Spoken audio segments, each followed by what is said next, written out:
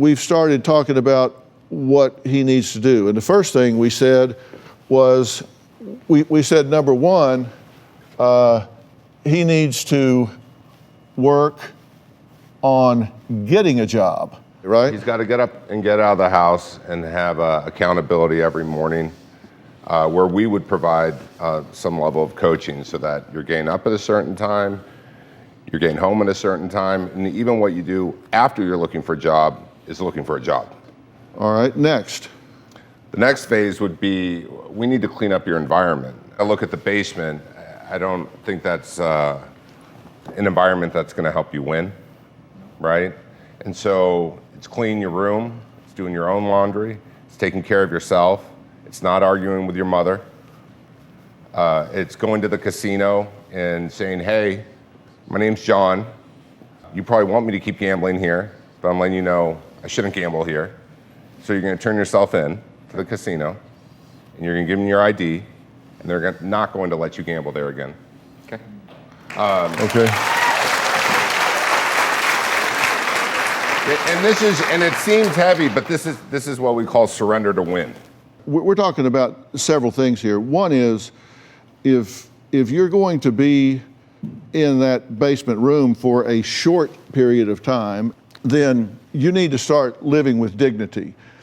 And when we say going to the casino and unplugging from the internet is another step, that's programming yourself for success.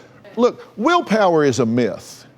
You succeed by programming yourself for success. It's not willpower, it's that you're programmed for success. I can cure any addiction.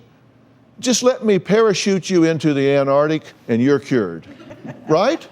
Because there's no cigarettes, there's no alcohol, there's no drugs, there's no gambling. You are cured.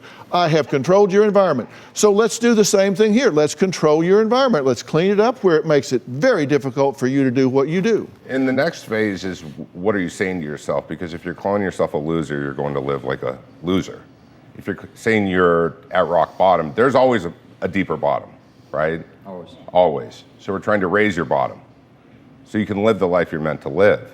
And so what we would work on is, what is the story and messages you're saying to yourself on a daily basis, so that we can start to elevate your self-esteem. And then once you start making money because of your history, we would take a look at who's managing your money for a while.